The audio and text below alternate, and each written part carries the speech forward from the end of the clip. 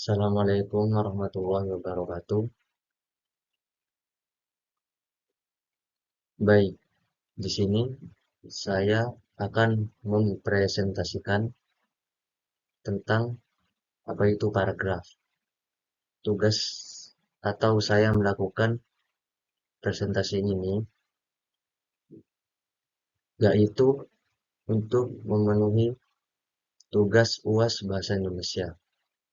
Sebelum masuk ke materi, di sini saya akan memperkenalkan nama saya. Oke, nama saya Fakih Nur Rahman.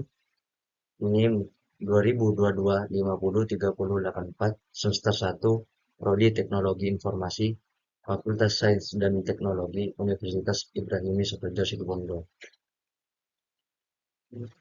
Langsung ya, kita masuk ke pembahasan pertama, yaitu pengertian paragraf. Paragraf adalah satuan bahasa yang mengemukakan sebuah pokok pikiran atau satu gagasan utama yang disampaikan dalam himpunan kalimat yang koherensif. Setiap paragraf harus menyampaikan sebuah gagasan utama. Gagasan utama tersebut harus dijelaskan oleh gagasan-gagasan bawahan. Sehingga dalam paragraf terdapat beberapa kalimat yang saling berkaitan. Jadi itu di setiap paragraf gagasan utamanya itu harus dijelaskan oleh gagasan-gagasan bawahan supaya saling berterkaitan. Ini contohnya. Kalimat pertama, sampah selamanya selalu memusingkan.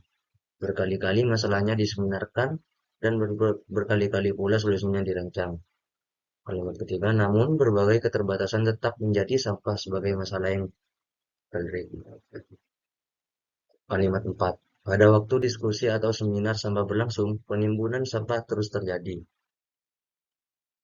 Terus kalimat kelima, hal ini mendapat perhatian serius karena masalah sampah berkaitan dengan pencemaran air dan banjir. Yang kalimat keenam, selama pengumpulan, pengangkutan, pembuangan akhir, dan pengolahan sampah belum dapat dilaksanakan dengan baik. Nah, jadi di sini kalimat gagasan utama itu langsung apa ya, harus diperjelas sama kalimat-kalimat bawahannya. Lanjut, sekarang kita masuk ke fungsi paragraf. Yang pertama, fungsi paragraf bagi penulis. Yang pertama, paragraf memudahkan pengertian dan pemahaman dengan menceraikan satu tema dari tema yang lain dalam teks. Kedua, paragraf merupakan wadah untuk mengungkapkan sebuah ide atau pokok pikiran secara tertulis. Tiga, paragraf harus memisahkan setiap unit pikiran yang berupa ide sehingga tidak terjadi percampuran di antara unit pikiran penulis. Empat, penulis tidak cepat lelah dalam menyelesaikan sebuah karangan dan termotivasi masuk ke dalam paragraf berikutnya. 5. Paragraf dapat dimanfaatkan sebagai pembatas antara bab karangan dalam kesatuan yang koherensi, bab pendahuluan, bab isi, dan bab kesimpulan. Lanjut, ini fungsi paragraf bagi membaca. Yang pertama, dengan memisahkan atau menegaskan perhentian secara wajar dan formal. Membaca dengan jelas memahami gagasan utama paragraf penulis. 2. Pembaca dengan mudah menikmati karangan secara utuh, sehingga memperoleh informasi penting dan kesan yang kondusif. Yang ketiga, pembaca sangat tertarik dan bersemangat membaca paragraf per paragraf, karena tidak membosankan atau tidak melelahkan. Yang keempat, pembaca dapat belajar bagaimana cara menarik untuk menyampaikan sebuah gagasan dalam paragraf tertulis. Yang terakhir, pembaca merasa tertarik dan termotivasi cara menjelaskan paragraf, tinggal hanya dengan kata-kata, tetapi dapat juga dengan gambar, bagan, diagram grafik, dan juga kurva. Sekarang persyaratan paragraf yang baik dan benar. Jadi teman-teman kalau menulis paragraf, ini persyaratannya biar jadi paragraf yang baik dan benar. Yang pertama, kesatuan yang kompak, yaitu semua kalimat harus mengemukakan satu tema yang jelas. Yang kedua, koherensi yang padu, yaitu antar kalimat dalam paragraf saling terkait dalam paragraf. Yang ketiga, penggunaan metode pengembangan paragraf sebagai penjelas gagasan utama. Metode ini digunakan dari metode proses sampai dengan metode definisi. Yang keempat, setiap paragraf harus mempunyai satu gagasan utama yang ditulis dalam kalimat topik. Yang kelima, penulis paragraf tetap memperhatikan kaidah satuan bahasa yang lain seperti cara baca, kalimat, diksi, dan bentukan kata. Yang keenam, masih di persyaratan paragraf yang baik dan benar.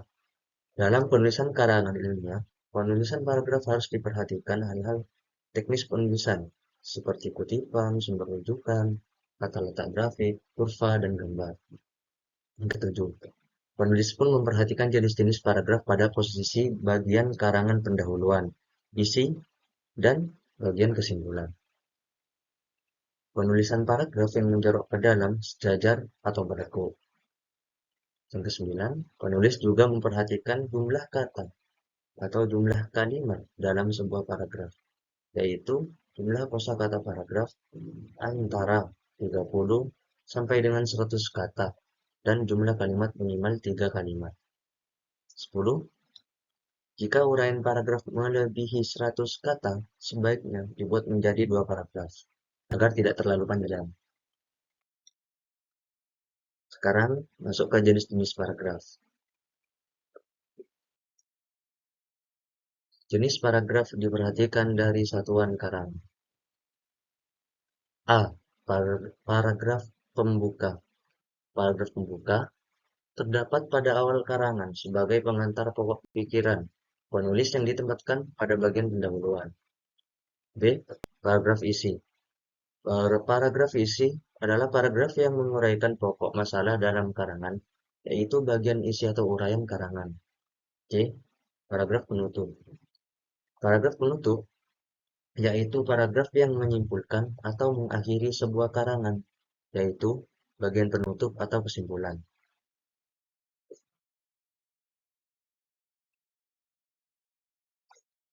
Jenis-jenis paragraf diperhatikan dari sudut pandang sifat tujuan karangan, di antaranya A. Paragraf eksposisi. Paragraf ini menginformasikan atau memaparkan pokok masalah. B. Paragraf argumentatif. Paragraf yang mengungkapkan suatu pikiran dengan alasan logis. C. Paragraf deskriptif. Paragraf yang memberikan suatu suasana, area, dan benda. D. Paragraf naratif adalah jenis paragraf yang menceritakan suatu masalah. E. Paragraf persuasif. Paragraf ini yang memengaruhi atau merajuk orang tentang untuk melakukan sesuatu. Jenis-jenis paragraf diperhatikan dari posisi kalimat topik, di antaranya paragraf deduktif. Paragraf deduktif adalah jenis paragraf yang menempatkan kalimat topik pada awal paragraf. B. Paragraf induktif adalah jenis paragraf yang menempatkan kalimat topik pada akhir paragraf. C. Paragraf deduktif induktif adalah jenis paragraf yang menempatkan kalimat tepi pada awal dan akhir paragraf. D. Paragraf ineratif adalah jenis paragraf yang meletakkan kalimat topik pada tengah paragraf. E. Paragraf tanpa kalimat topik adalah paragraf yang menyeimbangkan paragraf yang melebihi satu paragraf. Di sini jenis-jenis paragraf diperhatikan dari cara metode pengembangannya. Yang pertama, A. Paragraf menerangkan. B. Paragraf perinci, paragraf contoh, paragraf buktian, paragraf pertanyaan, paragraf pemandingan, paragraf sebab akibat. Baik, setelah memperhatikan jenis-jenis paragraf dari berbagai sudut pandang, berikut akan dijelaskan jenis paragraf dari sudut pandang satuan karangan, yaitu paragraf pembuka, paragraf isi, dan paragraf penutup. Paragraf pembuka. Paragraf pembuka adalah paragraf yang mengawali sebuah penulisan karangan dengan mengantarkan pokok masalah dalam bagian pendahuluan karangan. Berikut hal yang harus diperhatikan dalam menyusun paragraf pembuka. Pertama, paragraf itu berfungsi mengantar pokok masalah karangan. Dua, paragraf ini sanggup menyiapkan pikiran pembaca pada pokok masalah yang dijelaskan. Tiga, kata-kata dalam paragraf ini hendaknya menarik perhatian pembaca sehingga mudah memahami pokok masalah yang akan diuraikan.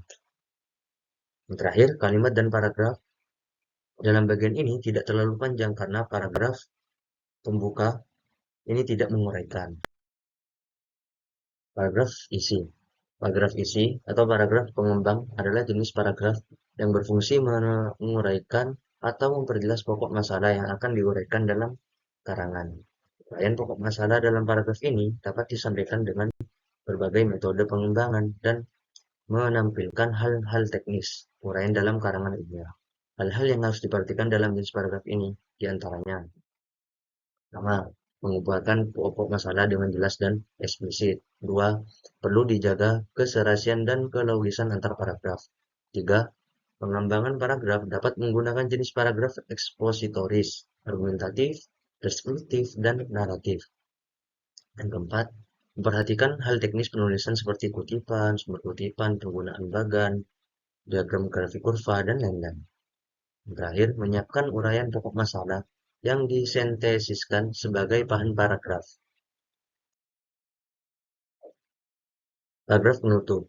Paragraf penutup merupakan pernyataan kembali gagasan yang diuraikan atau merupakan jawaban pertanyaan yang terdapat pada paragraf pembuka.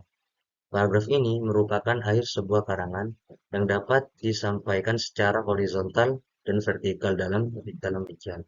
Hal-hal yang perlu diperhatikan dalam penyusunan paragraf penutup yaitu: pertama, paragraf ini tidak boleh terlalu panjang dan tidak begitu saja memutuskannya. Yang kedua, paragraf ini ditampilkan sebagai cerminan sebuah kesimpulan. Yang ketiga, paragraf ini harus mendapatkan kesan positif dan informasi pengetahuan yang logis dan kondusif. Kalimat keempat, paragraf ini dapat berupa jawaban singkat dari uraian atau pertanyaan yang terdapat pada paragraf pembuka. Selanjutnya, paragraf ini jangan lagi menguraikan, mengutip, dan mengemukakan masalah baru, karena ini paragraf penutup. Berdasarkan apa yang disebut dalam paragraf, penulis dapat mengajukan rekomendasi atau usulan yang berupa saran, karena keterbatasan waktu dan dana yang penulis dapatkan. Nah, begitu. Sudah selesai presentasi dari saya. Kurang lebihnya mohon maaf. Wallahul muwaffiq ila aqwamit thoriq. Wassalamualaikum warahmatullahi wabarakatuh.